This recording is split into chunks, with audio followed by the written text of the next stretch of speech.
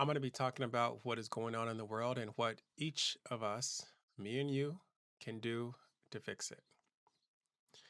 If you're paying attention to what's happening, and you're looking at social media or paying attention to some of the news sources out there, you may see reports of corruption in our government. You may also see reports of moral and other corruption that is affecting our communities. And it reaches to the highest level of people in our government and people who are serving in this administration. It reaches to the highest level of the people who are leading the companies of some of our strongest industries. It leads to some of the wealthiest families. This corruption is the damage that it has done. It has affected some of us individually. It's affected some of us as members of our families and extended family members. It's also affected our communities. We feel like our communities are less safe. It's also affected our companies. It's hurt our productivity. Some of the corruption uh, that some of these people have done, it has essentially defiled our economy. We live in a capitalist economy where if you own a certain amount of shares of a company, then the profits from that company are yours. But these people have worked behind the scenes to rig certain elements of the stock market, and they've used some very complex and very complicated financial tools and financial transactions in order to conduct their type of business, their type of corruption. And in the meantime, people like me and you are expected to go to work, make as much money as possible, save as much money as possible while we watch our tax dollars, the taxes that we have to pay increase, and we watch the cost of the things that we need to purchase in order to live our version of the American dream. We watch our prices and the cost of things that we want to purchase go up. And all while that's happening, we are encouraged by our financial advisors and financial planners to invest in the stock market. And so we do invest, knowing that there's parts of the stock market that are rigged. People are able to earn quite a decent living, like a luxury living without actually working, without actually producing value, without actually delivering high quality products or services. They're able to work behind the scenes in order to siphon off the revenue that so many hardworking men and women are producing by delivering high quality products and high quality services. And some people will say, you know what, the corruption that we see happening in the government and the corruption that we see happening in our economy is not that bad. It's not that bad. It's not affecting my retirement account. It's not affecting the stock market. It's not causing it to crash. And so since it's not causing it to crash, then what should we do about this? There's nothing that we should do about it. It's inconsequential because it's not affecting my long-term planning goals as far as my financial planning. Some people will say it's not that bad because it's not affecting the ability of my company to operate. It's not affecting the ability of my company to compete. It is possible for a country to have, like the United States of America, to have so much corruption and and have that corruption offset by the hard work and dedication and commitment of good, hardworking individuals. It doesn't mean that the corruption is bad and it should not be fixed. It's just that there are so many people out there who are working together to make our country successful regardless of the corruption. And those efforts are succeeding. This is what I believe describes what is happening in the stock market today. The stock market is at its record highs. You can look at the Dow Jones Industrial, the S&P 500, the Nasdaq. You can even look at the Russell. There's across the board, the stock market is in a pretty strong position, which means a lot of the investments that people have made in their retirement funds and in all the other financial assets. Essentially, if you're not saving the money, if you're not spending the money, it's going into the stock market. So a lot of people's life savings are still intact. I believe this is an important an important reality to acknowledge. If you're paying attention to what's happening in the Epstein files, you may see that, and you're looking at social media, you may see the outrage that so many regular people, average people, everyday people are experiencing and feeling. There's some visceral feelings when you read about some of the things that have been done and some of the pictures and some of the videos and what they depict and some of the email correspondence and what those email correspondence provide evidence to the corruption and how deep and widespread it is, and um, how brash it is, how out in the open it is, but yet it's hiding in plain sight. I believe that the the outrage comes in all different forms, but I've been noticing a trend. I've been noticing people call for a revolution. I've been noticing that people have been calling for a drastic change, um, a complete, I guess, renewal, something that is widespread, something that is they're calling for severe justice because of the widespread and because of the vast nature of this corruption and how it has touched almost every single industry, and it's touched almost every major government across the world, and how this Epstein network, how it operated in privacy. So people are doing a lot of research. They're investigating. The people are doing the research. The people are doing the investigations. I would like to say that the FBI and the Department of Justice and local sheriffs and police departments are all putting their heads together to create a nationwide law enforcement led investigation. But a lot of the investigation that is being done are being done by people on a part-time basis. They're going to their work, and then after work they're researching this Epstein corruption network, and they're discovering new things just based on the files that were released, the files that the Department of Justice has had access to, and they failed to prosecute anyone associated, or they failed to prosecute many of the people who are associated and named in these files.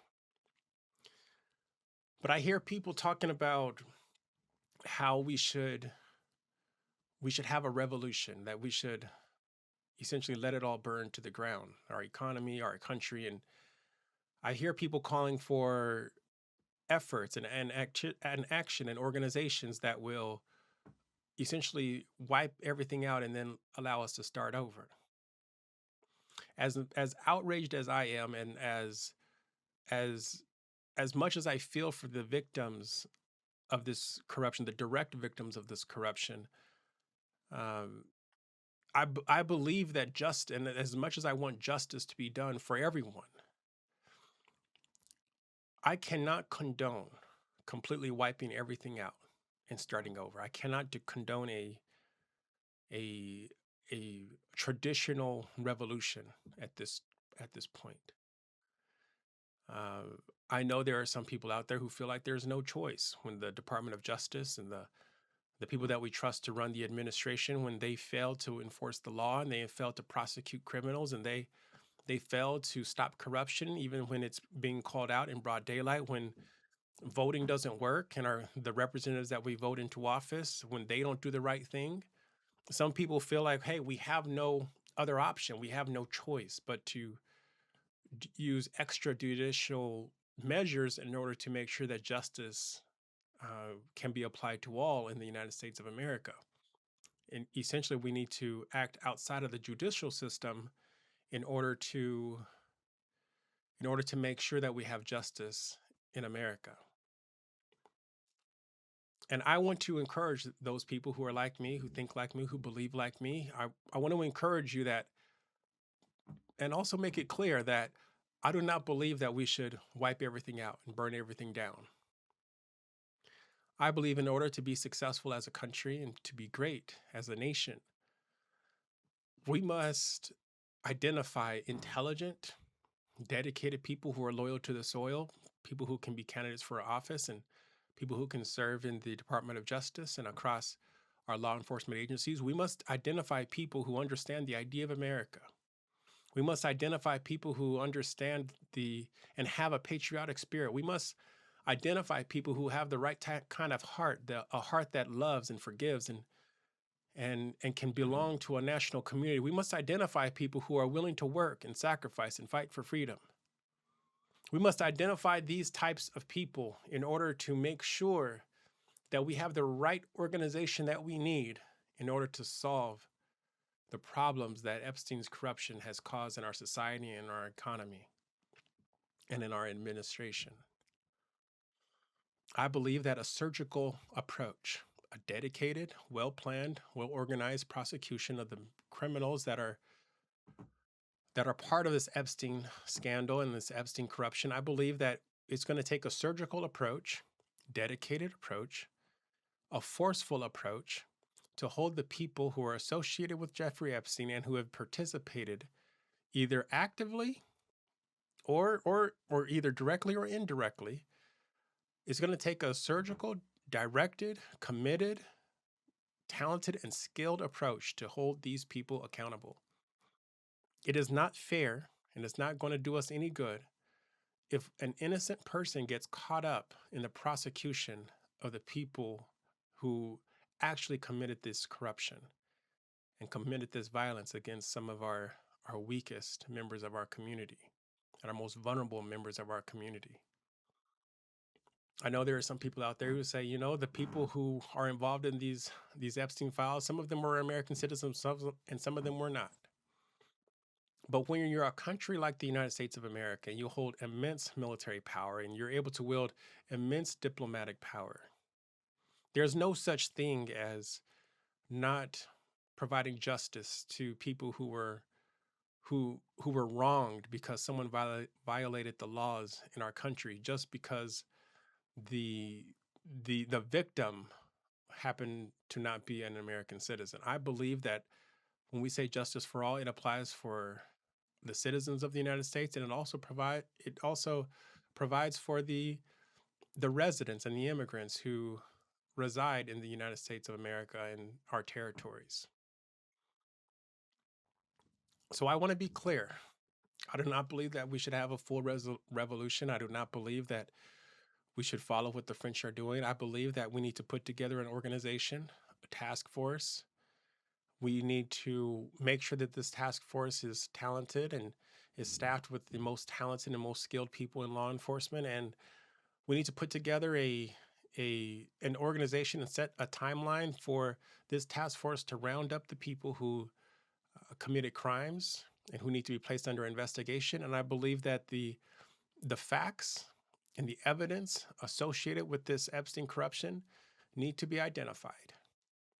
There's a lot of hanky-panky going on in this administration to cover for people who should be under investigation and to hide evidence and to withhold information so that the people and members of my community and men and women all across the United States of America in small towns and big cities can't do the research for themselves. There's a lot of redaction that looks to be unnecessary.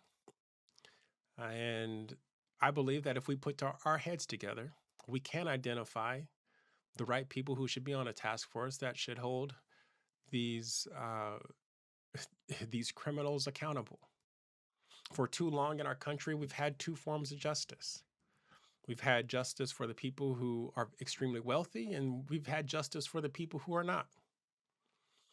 The people who are extremely justice, almost consistently, regardless of your ethnicity or religion, the people who are extremely wealthy oftentimes receive lighter sentences. They often do not get prosecuted. They often are able to dodge liability and accountability just based on the fact that they have so much financial resources in order to influence not just the justice system, but also the political apparatus in our country.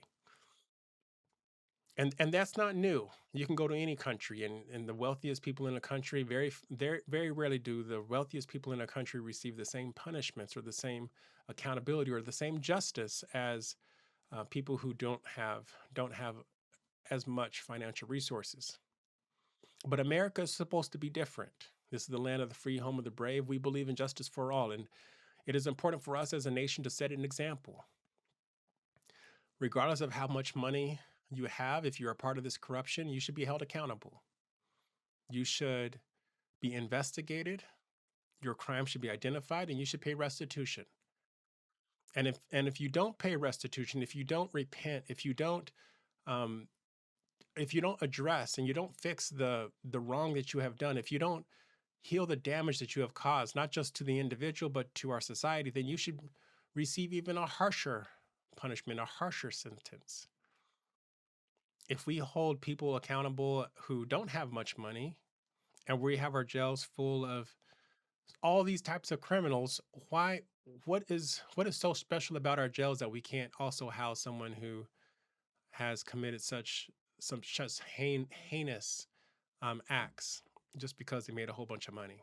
Our jails will work just the same for poor people and as well as people who are wealthy.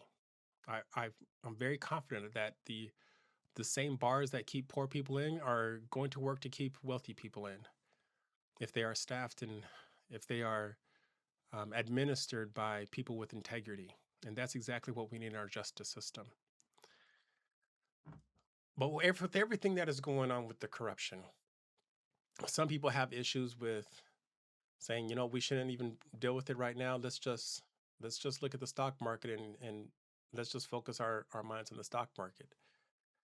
I believe even Donald Trump and Pam Bondi have even made the comments that this Epstein situation and this corruption isn't even worth talking about because the stock market is so high. So since we have success economically, or since there's success in the stock market, and since the stock market is high, why are we even caring about this other stuff? Why are we causing pain to these people who are leading our industries when the wealth that they are creating for our country is undeniable just by looking at the stock market? What these people fail to realize, Donald Trump and Pam Bondi failed to realize, is there's a part of being a human being and a part of being an American citizen and identifying yourself as an American that not a lot of people understand. We are able to compartmentalize as our companies are able to compartmentalize the disruption to tariffs that tariffs have caused. Our companies are able to compartmentalize that and find ways to create profits that exceed expectations, regardless of what is happening on the global stage. There are policies that are being created that affect the landscape and affect their ability to plan long-term success for their companies. And companies are doing their best they can to manage the risk because our companies are able to compartmentalize and focus on the activities that are going to make them profitable companies. Our teams in our companies are able to compartmentalize. There's things happening in our companies and there's decisions that are being made that affect whether or not they're going to have to lay off people this year or next year, and how they're going to how their company is going to finance growth, and so that they can create profits that exceed expectations without having to cut costs in a manner that is inconsistent with growth. And there's technology that is disrupting the workplace and threatening jobs, and our teams are able to compartmentalize all of that and focus on the activities that allow them to be more productive so that they can create products that are high quality products and deliver high quality services so that they can compete in their industries. Individually, all of that is possible because individually we're able to compartmentalize. We have issues that every single one of us are dealing with at home that are affecting our ability to plan and raise and foster the right type of environment for our families, and so that our children can grow up to be strong. And there's things happening in the news and that we see happening in politics and in our community that affect our inner peace. And we as individuals are able to compartmentalize so that when we go to work, we do the best that we can to be as productive as we can so that our teams are successful and our company is successful and our industry continues to grow and our economy remains strong. But our ability to compartmentalize is something that is the key in what is happening and what I see happening in the stock market, because um, all of the corruption that I see and all the policies that are being made, I believe that if we didn't compartmentalize, we would see the direct result of these bad policies in the stock market.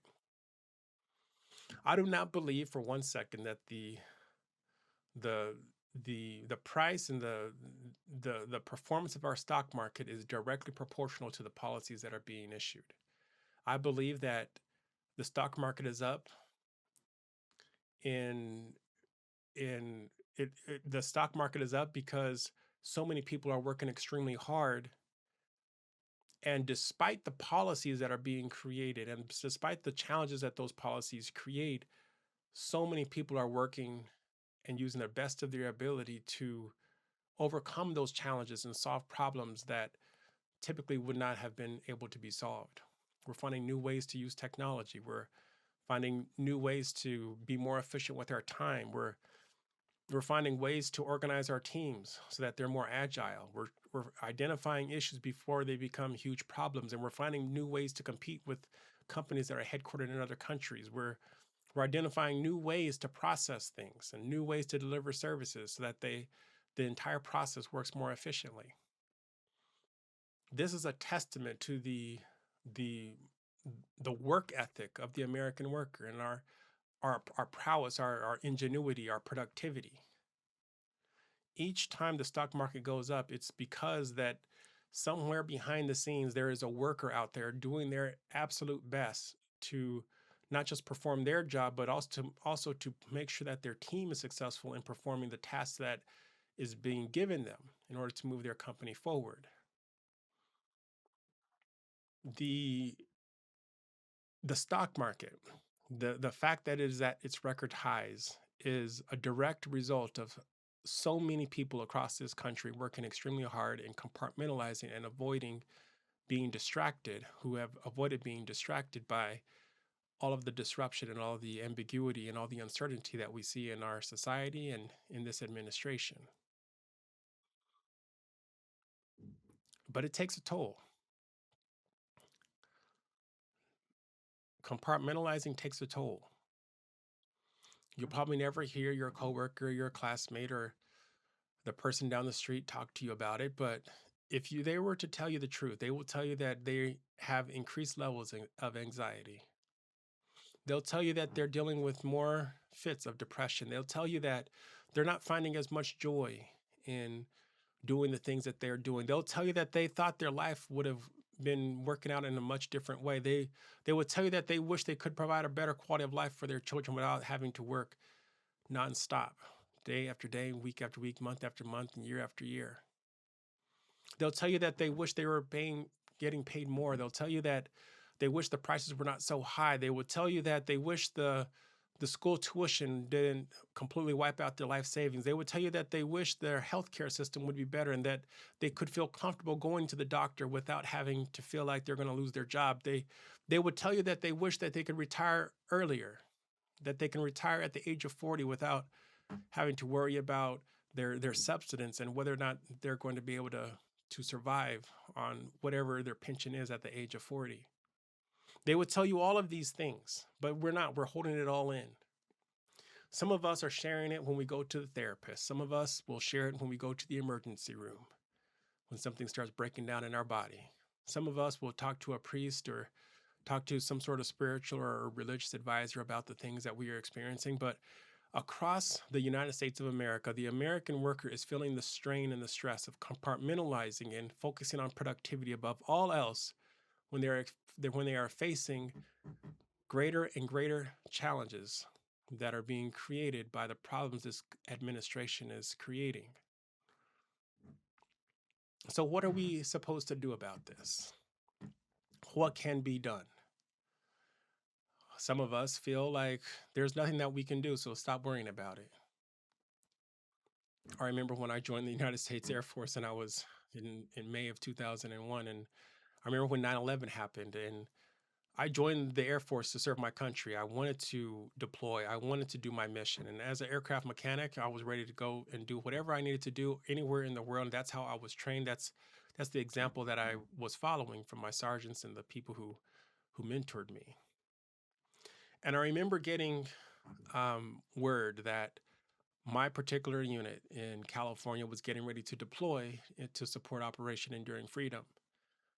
And there was an individual, a fellow airman, who I went to basic training with. And This airman I looked up to because he had Boy Scout experience, so he was an Eagle Scout, and he seemed like he went through basic training without really stressing about any of the normal things that most people would stress about.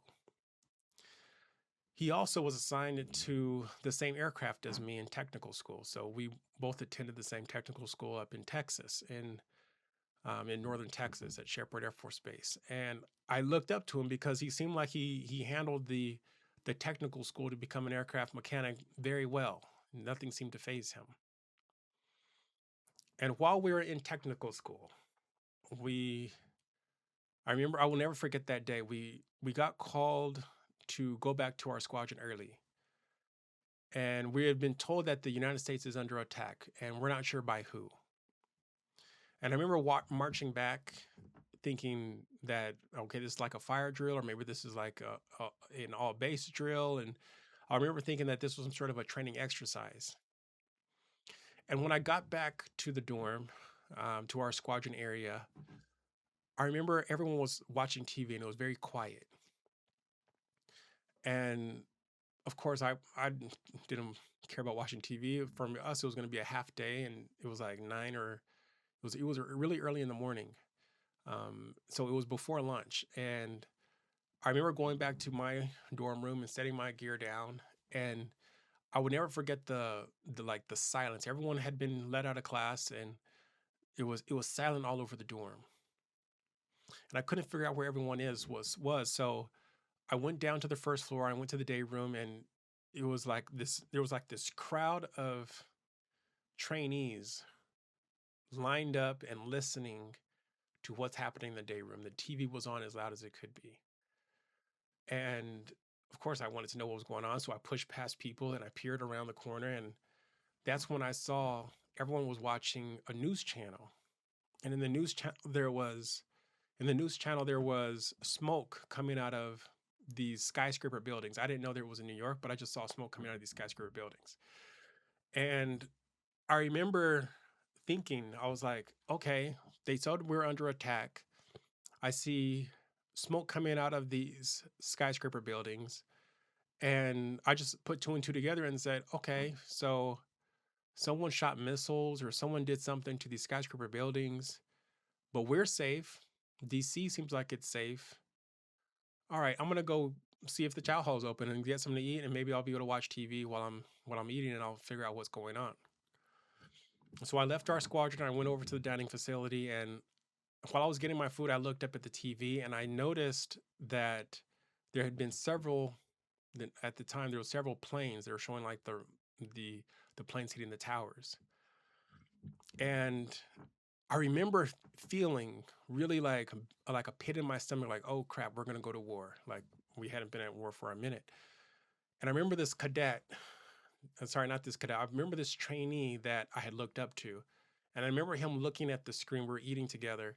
I remember him looking at the screen and seeing the planes hit the building, and I saw that like this white, like this pale like reaction, like all the blood had left his face, and he looked like he wore glasses, and he looked like he was very afraid. And I'd never seen like that type of fear in someone's face until like I saw him and his reaction when he looked up and saw the planes hitting the towers. Fast forward, we complete technical school. We don't like obviously run to war. We complete technical school and we get to our units, and I'm in Northern California at Travis Air Force Base. And I talked to him. I'm like, hey, it looks like we're going to deploy. It looks like our unit is getting called up. And I remember him saying he was a National Guard airman, so Air National Guard in the California. And I remember him saying like, I don't agree with what he's doing. I don't agree with going to war right now. And I'm like, well, regardless of whether you agree with it or not, we have to go. Like we're airmen. We're maintainers. This is what we do. If our planes go, we're going. We're gonna make sure that the planes are ready to launch in the missions, and we're gonna do our job. And I remember him like disagreeing with me. He just no, I'm not gonna go. I don't think we should go. I'm going to I'm going to see if I can. I'll tell him the squadron commander, and since I'm Air National Guard, I'm going to do all my commitment, and I'm not going to go. And I was like, that's kind of weird because like I may not agree with the president. I don't know exactly what he's doing at the time, but since I'm an airman, I really don't have a choice. I'm going. Like, I'm just going to be the best airman that I could. I'm going to do the best maintenance that I can. I'm essentially going to compartmentalize what is happening in the policy and the politics and all that. And I'm going to focus on the things that I have to do in order to succeed. And I'm going to focus on the things that my unit has to do in order for us to be successful as a unit. And shortly after that, I went and I talked to my squadron commander and I volunteered for the next chalk. Um, we send troops out in chalks. And I remember volunteering. I was like, hey, I want to go. And they're like, hey, you got to finish up a little more training first. We want to let you get a little bit more experience, but the next chalk that we have, we'll put you on it. And once I was confirmed for my next chalk, I ended up running into this airman again. And I asked him, like, hey, how's it going? And I was kind of like thinking that his plan wouldn't work. And it was a couple of months since we had completed training, and I got confirmed and I was getting ready to deploy. So I was going through all my appointments and making sure that my will was good and just all the gear was ready to go for my deployment. And I remember talking to him and I'm like, hey dude, like, are you going with us? Everyone is getting called up. All the new airmen that arrived on base, we're all getting ready to deploy and we're really excited to get a chance to do our mission. We had no idea where we were going at the time, but we just all knew that we had been confirmed for the next chalk.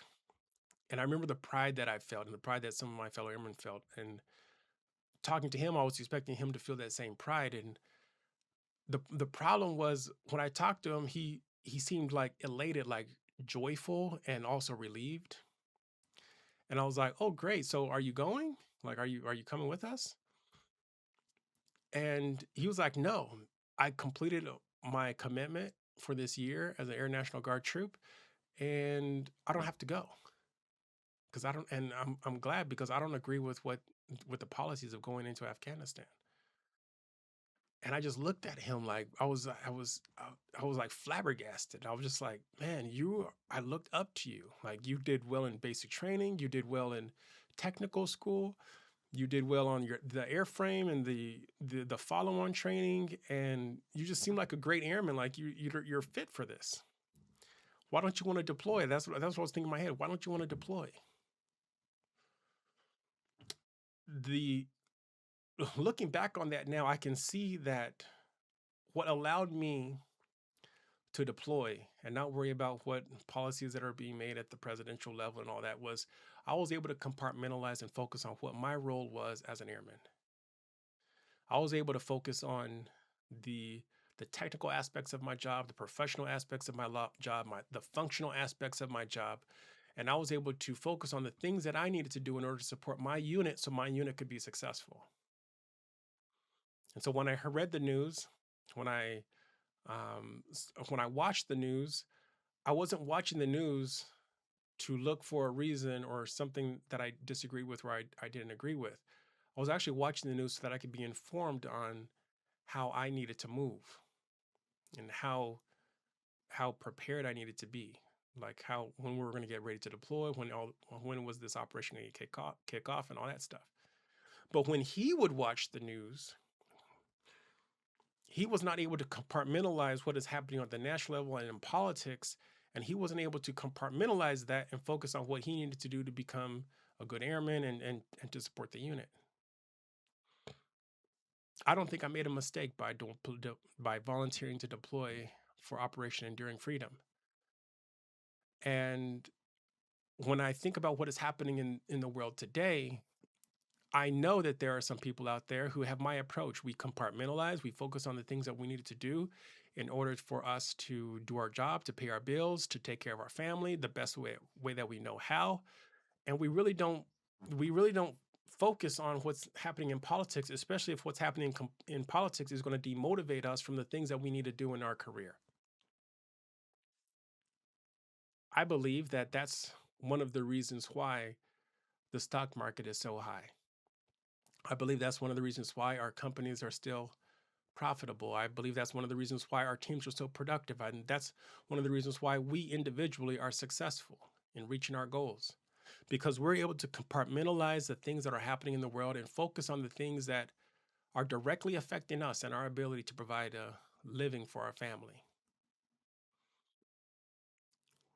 This is all fun and games. This is all something that is normal, especially in the United States of America and the way we work. We're some of the hardest working, some of the most productive, some of the most intelligent, some of the most creative workers on the planet.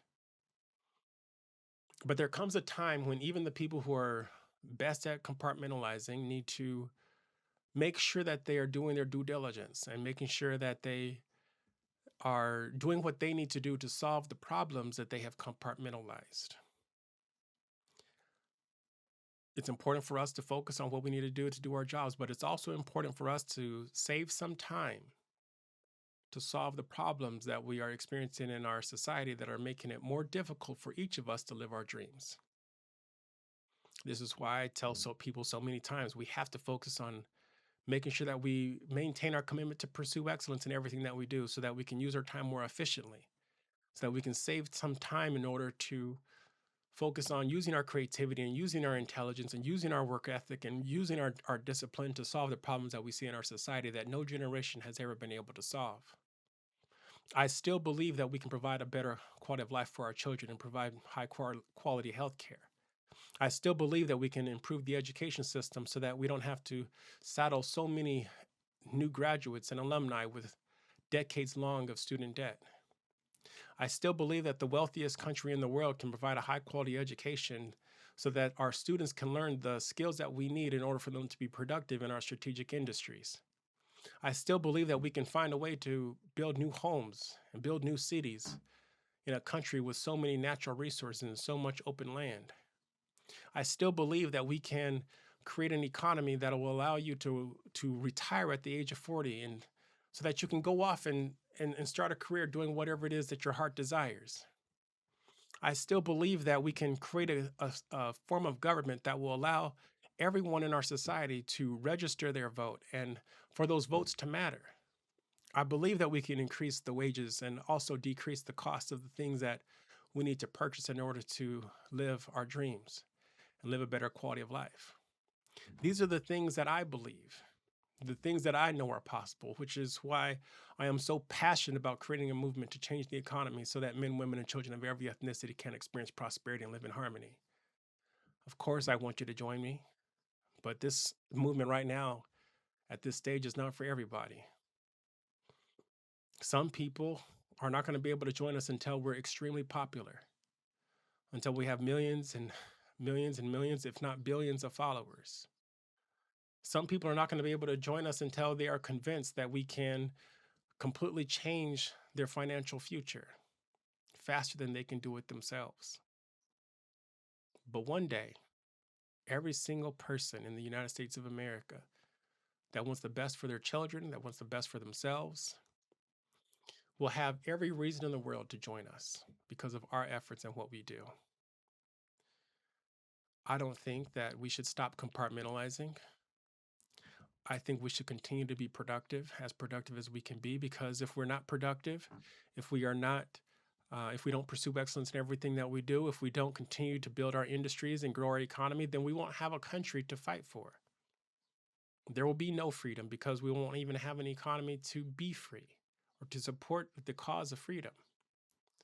I believe that we should continue to pursue excellence in everything that we do and to continue to be more efficient with our time and use the time that we're able to create by being more efficient to solve the problems that are lingering in our society. I believe we should find new ways of communicating in a healthy manner and learn how to work together more efficiently and create teams that are self-organized and agile. I believe that we should do a whole number of things, but not least of them is to identify candidates that will be strong, that will be loyal to the soil, that have creativity, that have intelligence, that are unselfish in their talents that they contribute to society. We need people who think long term about things. We need people of all different ethnicities and all different religions. We need people who can pray and intercede for our movement. There are so many things that our movement needs, and there are so many talents and so many opportunities for you to provide your talents to the problems that we face as we grow stronger and stronger each day. My message for you today is to continue doing what you're doing. My message for you today is compartmentalize and learn how to compartmentalize with the best of them and continue to achieve your goals. And then also reserve some time to work on solving the problems that we are experiencing in our society and in our economy. We're going to need a surgical team to get this corruption out of our economy and out of our society without destroying the system. It's like a cancer. It's like this corruption is like a cancer. It's deep into our government, it's deep into this administration, it's deep into our society, it's deep into our community, and it's spreading all over the world. The influence that they have to rig the system and to rig the economy can, if it's not dealt with, it can cause the downfall of our systems of government. And this experiment that we call America, our democracy, will be no experiment at all. It will be a complete failure. I must say this. This is a message for the people out there who do not believe the United States of America is a democracy. And I have to give this aside for these people because I've answered this question so many times on YouTube, on Instagram, and on TikTok. Make no mistake about where I stand on this. The United States of America is a democracy. I know that there are people out there who say that the United States of America is not a democracy, it's a republic. Some people will say it's not a democracy, it's a constitutional republic. My friends, the United States of America, our form of government, is a democratic constitutional republic. The constitutional republic is a type of a democratic form of government. Every single person that votes has a vote. Every citizen has a vote. And eventually those votes result in local, state, and federal candidates being elected to serve the needs of the people.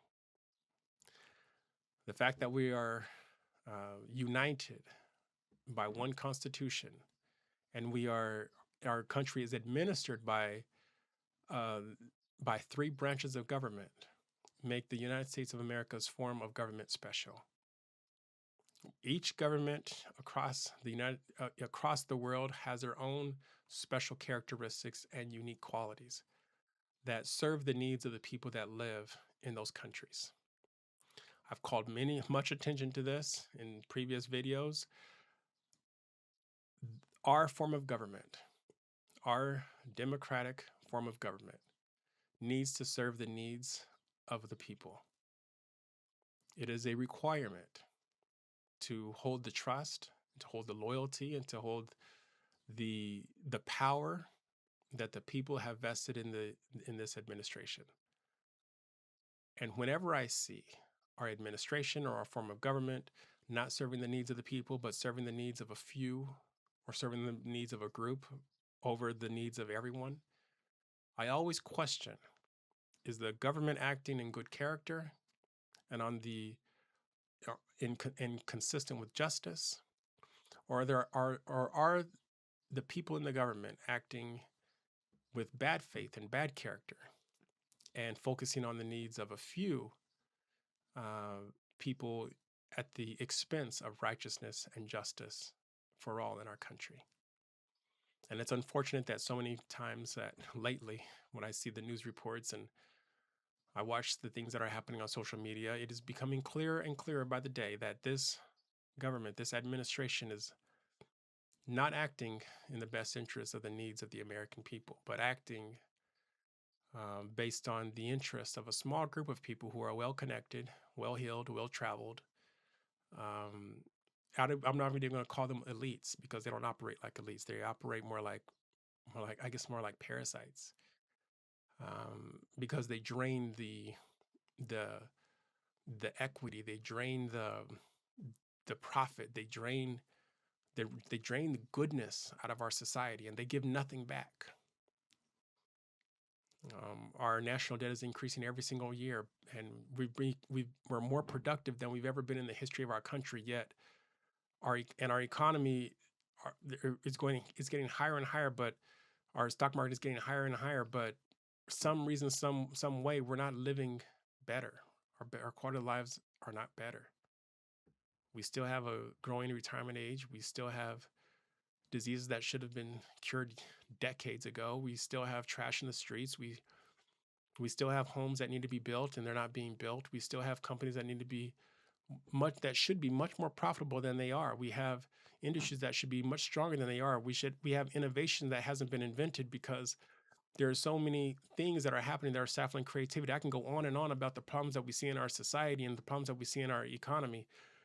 And I believe that these people, once we clear out this corruption, these problems will go away. We can solve these problems. But as long as these people are here, as long as these people are still committing their corruption, I believe that we will never be as profitable as we should be. I believe that we'll never live the quality of life that we should live. I believe that we'll never have the economy that we deserve to have because we're working extremely hard. We'll never be as productive as we should be. We'll never be as profitable as we should be. Our quality of life will never be as good as it can be as long as this corruption continues to linger in our society. And the corruption that is happening at the top of our society, in high society, that type of corruption affects everybody. If you lived in a van down by the river and you are corrupt, your corruption is not going to affect so many people. But if you're the leader of a multi-billion-dollar company, if you are able to influence a country like the United States, the politicians of a country like the United States, if you're able to influence governments all over the world and you are corrupt, your corruption touches everybody, which places that type of corruption higher. There's trillions of dollars at stake when you are corrupt and you are in high society versus the man that is living down by the river who happens to be corrupt. His type of corruption is not going to cost trillions of dollars in our economy. It's not going to cost growing and growing national debt. It's not going to saddle us with these debt payments for the rest of our lives. It's not going to prevent us from building infrastructure, from modernizing it. It's not going to stop us from creating strong industries. If you're corrupt and you're living in down by the river, that type of corruption is not going to affect all of us on a large scale. But if you are in high society and if you have access to so much resources, if you have access to billions and billions and billions of dollars, the type of corruption that you can and the type of harm that you can enact on society, it's drastic. It's great. It's enormous. It's something that must be stopped. But we can't use a sledgehammer to do it. We have to use a scalpel.